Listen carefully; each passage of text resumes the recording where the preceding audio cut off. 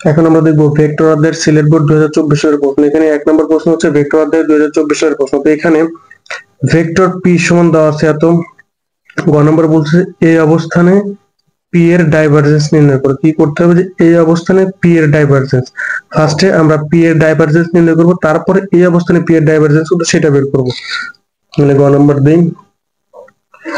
আচ্ছা, আমরা একটু এখানে লিখে দেবো যে পি এর ডাইভারজেন্স, তাহলে লেখার পরে আমরা এটা করবো যে ডাইভারজেন্সের সূত্র হচ্ছে নাবলা অপারেটর ইনটু ওই ভেক্টর, মানে যে ভেক্টরের ডাইভারজেন্স করবে ওই ভেক্টরের সাথে নাবলা অপারেটর ডট গুণন করব।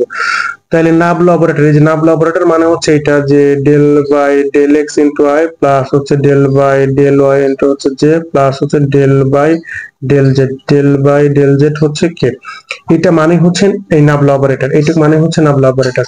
এখন এর সাথে এটা কি বলছিল, ডাইভারজেন্স, ডাইভারজেন্স মানে হচ্ছে ডট গুণন। তাহলে কার ডট গুণন, পি ভেক্টর। তাহলে পি মানে কত, যে পি মানে এটা 10, তাহলে এটা আমরা লিখবো যে dot into 9xy square plus হচ্ছে 5z, এইটা হচ্ছে আই, প্লাস হচ্ছে 4y স্কয়ার প্লাস 2xz, এটা হচ্ছে জেড, আর এর সাথে ছিল হচ্ছে প্লাস 3x³ প্লাস হচ্ছে 2y ইন্টু হচ্ছে কে। মানে এই পুরাটা হচ্ছে পি এর মান, আর এইটা হচ্ছে নাবলা অপারেটর। তাহলে এইটার সাথে এটা ডট গুণন, ডট গুণন খুবই সহজ। আচ্ছা, ডট গুণনটা খুবই সহজ। এই পুরাটা হচ্ছে পি এর মান, আর এটা হচ্ছে ডেল্টার মান, আর নাবলা অপারেটরের মান। তাহলে আই এর সাথে আই, জের সাথে যে, কে এর সাথে কে, তাহলে আমরা লিখবো যে del by del x, i এর জায়গা কত ছিল 9xy স্কয়ার প্লাস হচ্ছে 5z plus del by del y, y এর জায়গা কত ছিল যে 4y square plus 2xz plus del by del z, k এর জায়গা কত ছিল 3x³ প্লাস হচ্ছে 2y। তাহলে এখান থেকে আমরা হিসাব করলে পাচ্ছি হচ্ছে, তাহলে এক্স এর সাপেক্ষে এক্স এর অন্তরীকরণ, যার সাপেক্ষে অন্তরীকরণ করব, সাপেক্ষটা কি আর অন্তরীকরণটা কি একটু ভালো করে খেয়াল করবেন। এখানে সাপেক্ষ হচ্ছে যে ডি ডি এক্স, এটা হচ্ছে এক্স, মানে ডি ডির সাথে যেটা থাকবে সেটা হচ্ছে সাপেক্ষ। তাহলে এখানে সাপেক্ষটা কি এক্স, তাহলে আমরা কাকে অন্তরীকরণ করব, যে এই পুরো জিনিসটাকে 9xy square plus 5z, 9xy square plus হচ্ছে 5z। এখন যার সাপেক্ষে করবো আর যাকে করবো, তাহলে এটাকে আমরা ভেঙে এটা লিখতে পারি যে 9xy স্কয়ার প্লাস হচ্ছে ডি ডিএক্স অফ 5z।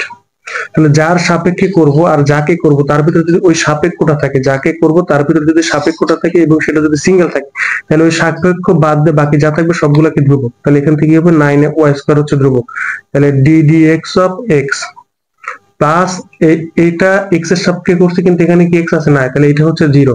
তাহলে এখান থেকে পাবো হচ্ছে আমরা 9y স্কয়ার প্লাস 0, তার মানে 9y স্কয়ার, কারণ এক্স এর সাপেক্ষে এক্স এর ddx 1, y এর সাপেক্ষে y এর ddx হচ্ছে 1, সিঙ্গেল থাকলে তার মান হচ্ছে 1। তাহলে এখান থেকে পাচ্ছি কত, 9y স্কয়ার।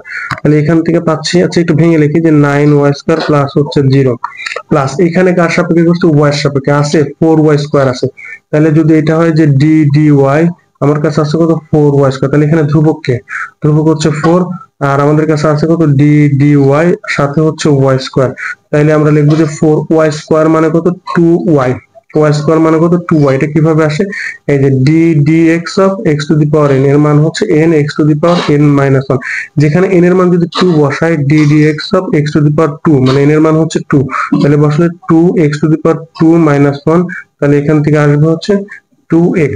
তাহলে y এর ক্ষেত্রে একই ভাবে, তাহলে 2y, তাহলে x এখান থেকে কত আসবে 2y প্লাস এখানে কিন্তু y নাই, তাহলে এটা হয়ে যাবে হচ্ছে 0 প্লাস ডেল ডেল জেড, তাহলে এখানে কি জেড আছে, জেড নাই, তাহলে এটা হচ্ছে 0 প্লাস এখানেও কি জেড আছে, জেড নাই, তাহলে এটাও হচ্ছে 0। তাহলে এখান থেকে পাচ্ছে হচ্ছে 9y স্কয়ার প্লাস হচ্ছে 2y,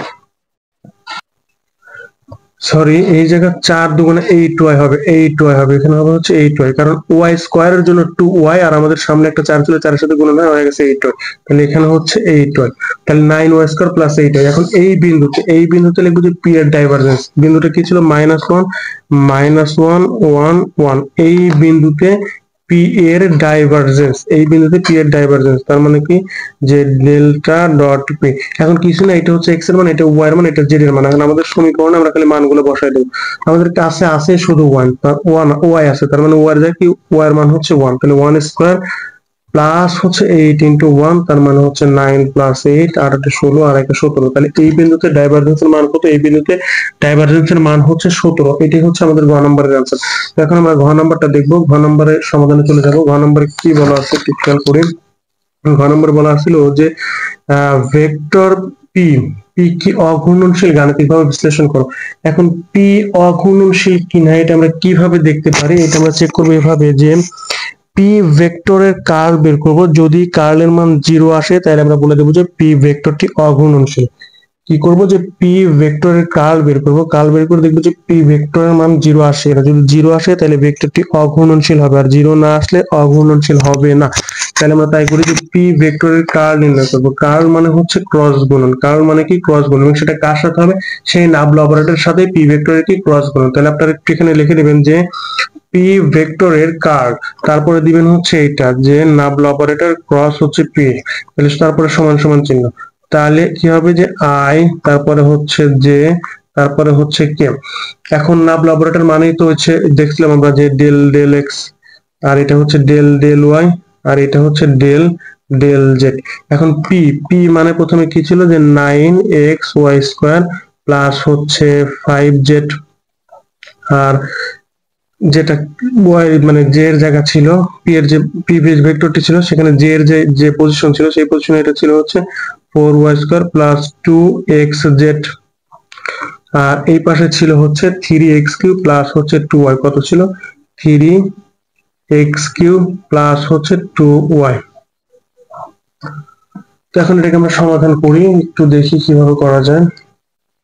শুরু করি, আমরা যাকে নেব তার সারি আর কলাম বাদ, আমরা ফার্স্টে আই কে নেব, তাহলে আই এর সারি বা আই এর কলাম বাদ, তাহলে বাদ দিলে আমাদের কাছে কি থাকবে, এইটার সাথে এটা মাইনাস এর সাথে এটা, তাহলে লিখবো যে del by del y 3x³ plus হচ্ছে 2y minus del by del z 4y² plus হচ্ছে 2xz।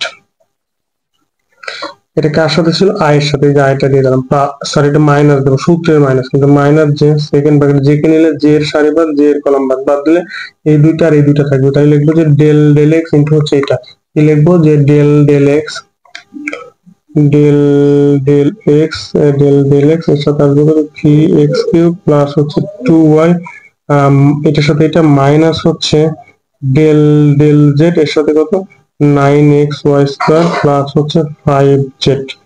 এখন এটা গেল জেড টার্ম, এখন আর যে পড়ে আছে কে, লিখবো যে প্লাস কে, তাহলে কে কে যখন নেবো তাহলে কে এর সারি বাদ কে এর কলাম বাদ, বাদ দিলে এই চারটা থাকবে, তাহলে এই চারটা থেকে কি লিখবো যে del by del x into কত যে 4y² প্লাস 2xz,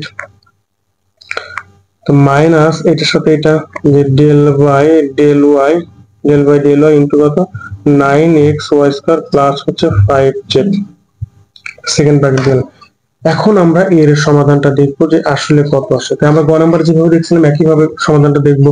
তাহলে ফার্স্টে আমরা ফার্স্ট ব্র্যাকেট দিলাম, আর সেকেন্ড ব্র্যাকেট দিয়ে নেই, ফার্স্টে আমরা ওয়াই এর সাপেক্ষে করছি, এখানে কি ওয়াই আছে নাই, তাহলে এইটার জন্য কত 0, এই যে প্লাস ওয়াই এর সাপেক্ষে করছি ওয়াই আছে হ্যাঁ, এবং তার সাথে যেটা আছে সেটা ধ্রুবক, তার মানে হচ্ছে 2 মাইনাস জেড এর সাপেক্ষে করছি জেড আছে নাই, তাহলে এর জন্য কত 0 প্লাস জেড এর সাপেক্ষে করছি জেড আছে আছে, তার মানে এখান থেকে কত আসবে 2x, 2x টা হচ্ছে ধ্রুবক 2x, এর সাথে কি আছে i মাইনাস জে, x এর সাপেক্ষে করছি x আছে x to the power q আছে, তাহলে কোন ফর্মুলা ফলাবো x to the power n, তাহলে x to the power n ফলালে এখান থেকে কত হবে 3x², ওই 3 আর এই 3 গুণন হয় কত হবে 9x² প্লাস x এর সাপেক্ষে করছি x নাই, তার মানে হচ্ছে 0 মাইনাস এখানে কার সাপেক্ষে করছি আমরা একটু খেয়াল করতে হবে, জেড এর সাপেক্ষে করছি, তাহলে এইটুকু কিন্তু জেড নাই, তার মানে কত 0 প্লাস জেড এর সাপেক্ষে করছি এখানে জেড আছে হ্যাঁ, জেড বাদ দিয়ে বাকি যা আছে সবগুলো ধ্রুবক, তাহলে হচ্ছে 5 সেকেন্ড ব্র্যাকেট প্লাস কে, এখান থেকে লিখি যে প্লাস কে,